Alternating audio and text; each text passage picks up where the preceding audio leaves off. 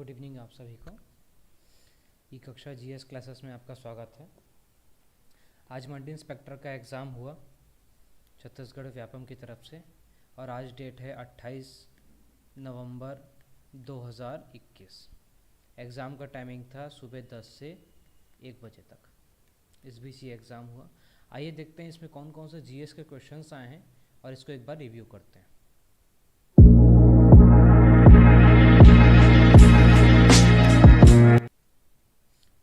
सबसे पहला जीएस में क्वेश्चन आया था इकोनॉमिक ग्रोथ रेट मीन्स, यानी कि आर्थिक समृद्धि दर का क्या अभिप्राय है। तो देखिए आर्थिक समृद्धि दर को हम लोग जीडीपी से मैच करते हैं, ठीक है। Gross domestic product growth rate से हम लोग क्या करते हैं, डिपेंड करते हैं। अब देखिए जीडीपी क्या होता है, तो किसी भी देश की सीमा में, किसी भी कंट्री के एक बॉर्डर में एक निर्धारित समय के अनुसार एक निर्धारित समय के भीतर तैयार सभी वस्तुओं और सेवाओं, जितने भी वस्तु और सेवा का कुल उत्पादन किया जाता है, तो उनके बाजार मूल्य को हम क्या कहते हैं, जीडीपी कहते हैं। तो इसका आंसर होगा gross domestic product growth rate, ठीक। अगला क्वेश्चन है 70% of working population of India is engaged in.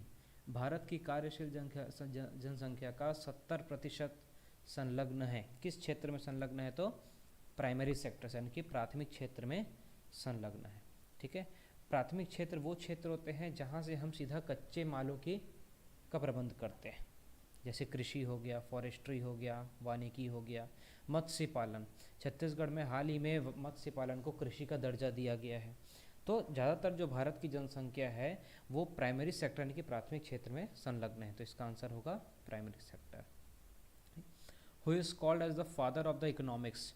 अर्थशास्त्र का जनक किसे कहा जाता है। देखिए अर्थशास्त्र, अगर हम प्राचीन भारत की बात करें तो अर्थशास्त्र एक किताब होती थी जिसकी रचना चाणक्य ने की थी। तो पर उस अर्थशास्त्र किताब का जो विषय था वो क्या था, राजनीति था। नाम अर्थशास्त्र था पर उसका विषय क्या था, राजनीति था। बट ये अर्थशास्त्र का जनक हम किसे कहते हैं, ये एडम स्मिथ को कहते हैं, ठीक। आगे इंडिया हैज़, भारत में कौन सी अर्थव्यवस्था है, ये क्वेश्चन पूछा जाता है। तो देखिए भारत जब आज़ाद हुआ था तो हमने सीधा ही अपने अर्थव्यवस्था को मिश्रित अपनाया। पर मिश्रित अपनाया तो था, पर हमारी जो भाई नेचर थी, हमारी जो प्रकृति थी हमारी अर्थव्यवस्था की, वो क्या थी, समाजवादी थी, समाजवादी अर्थव्यवस्था थी। क्योंकि हम सबसे ज़्यादा इन्फ्लुएंस्ड थे किससे, रशिया से, अमेरिका से नहीं।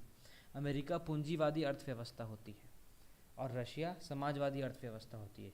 तो हमारा जो झुकाव था वो ज़्यादातर रशिया की तरफ था और हमारे इंडिया में हमारा जो इंडिया था वो ज़्यादातर किसकी तरफ झुका, रशिया के। और हमारी इकोनॉमी जो थी यानी कि अर्थव्यवस्था जो थी वो हमारी मिश्रित अर्थव्यवस्था तो थी, बट हमारा जो नेचर कैसे चल रहा था, समाजवादी था।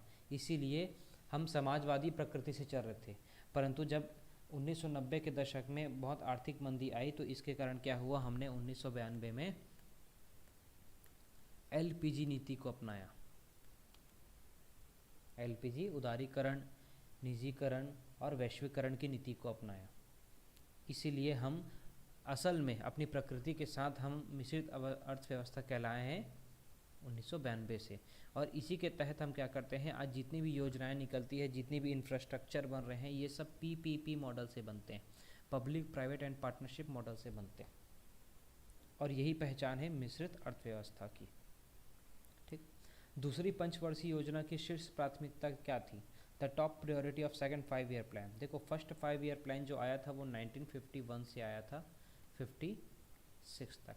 इस बीच हम लोगों ने ये ज़्यादा कोशिश करी कि भाई, क्योंकि हमारे पास खाने की बहुत दिक्कत थी।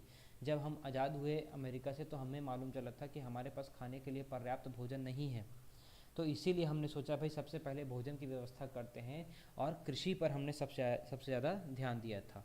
जब कृषि के ऊपर हमने सूर्य के पहले पंचवर्षीय योजना में ध्यान दिया, इसके बाद हमने अपने उद्योगों को मजबूत करने पे ध्यान दिया। तो इसीलिए दूसरी पंचवर्षीय योजना का उद्देश्य क्या था, स्ट्रेंथनिंग इंडस्ट्रीज, यानी कि उद्योगों को हमको मजबूत बनाना है। तो इसका आंसर होगा option B. Next, primary production from the following is, निम्नलिखित में से प्राथमिक उत्पादन क्या है। तो मैंने अभी आपको बताया था कि हमारे पास 3 सेक्टर्स होते हैं, प्राथमिक क्षेत्र, द्वितीयक क्षेत्र और तृतीयक क्षेत्र। तो प्राथमिक क्षेत्र वो क्षेत्र होते हैं जहाँ पर हम किसी भी चीज़ को कच्चे माल के रूप में, जो जो कोई भी चीज़ होता है वो हमें कच्चे माल के रूप में मिलता है। तो जैसे यहाँ पर हो गया आपका कपास का उत्पादन, ठीक है, जो कपास का उत्पादन होता है वो क्या होता है, प्राथमिक क्षेत्र होता है। जबकि सूत्री वस्त्र का उत्पादन हो, शक्कर का उत्पादन हो और लौह अयस्क का उत्पादन हो, इन तीनों के उत्पादन के लिए हमें मशीनरीज की ज़रूरत पड़ती है, मशीनीकरण की ज़रूरत पड़ती है, जो हमारा द्वितीयक क्षेत्र आता है, जो इंडस्ट्री का क्षेत्र आता है। इसीलिए इसका आंसर क्या होगा, कपास का उत्पादन होगा। अगला प्रश्न है, मिकिर पहाड़ी किस राज्य में स्थित है? तो देखिए मिकिर पहाड़ी जो है ये अरुणाचल प्रदेश में स्थित है। मिकिर पहाड़ी अरुणाचल प्रदेश में स्थित है।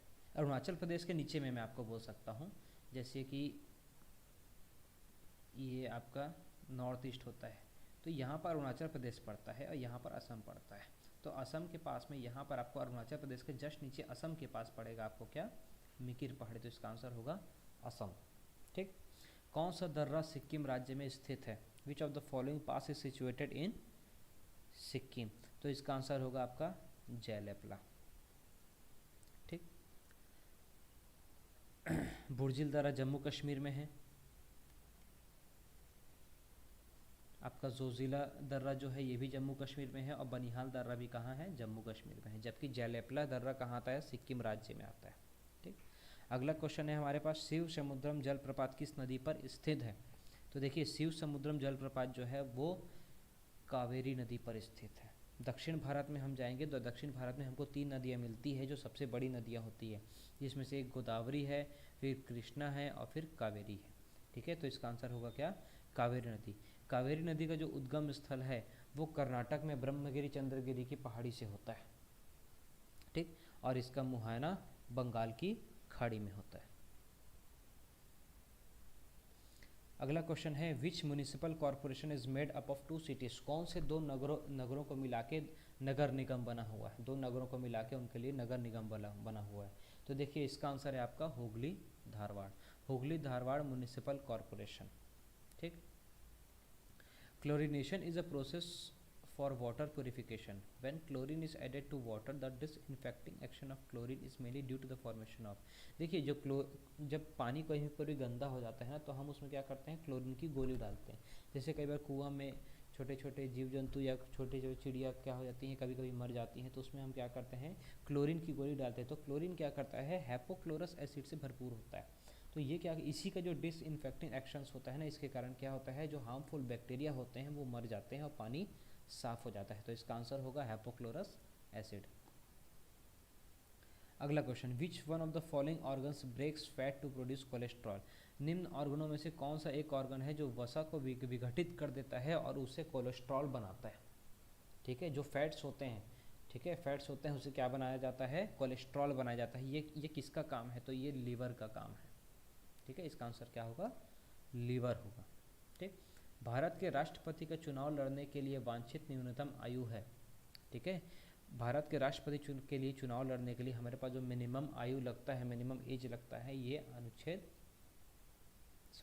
ये वर्ष 35 होता है। ठीक है, राष्ट्रपति बनने के लिए 35 वर्ष की आवश्यकता होती है। लोकसभा का सदस्य बनने के लिए 25 वर्ष की आयु होती है। और राज्यसभा का सदस्य बनने के लिए कितनी वर्ष की आयु चाहिए होती है हमें, तो ये 30 वर्ष चाहिए होती है। राज्यसभा के लिए 30 वर्ष, लोकसभा के लिए 25 वर्ष और राष्ट्रपति बनने के लिए 35 वर्ष की आयु चाहिए होती है। किस अनुच्छेद के अंतर्गत भारत में राष्ट्रीय आपातकाल की स्थिति घोषित की जाती है? तो अनुच्छेद 352 क्या है आपका, नेशनल इमरजेंसी है, राष्ट्रीय आपातकाल है। ठीक, इसके अलावा अनुच्छेद 356 हमको बताता है संवैधानिक आपातकाल। जब किसी क्षेत्र में या किसी राज्य में संविधान का उल्लंघन होता है का प्रावधान किया गया है। ठीक है, तो देखिए कानून के समक्ष समानता यानी कि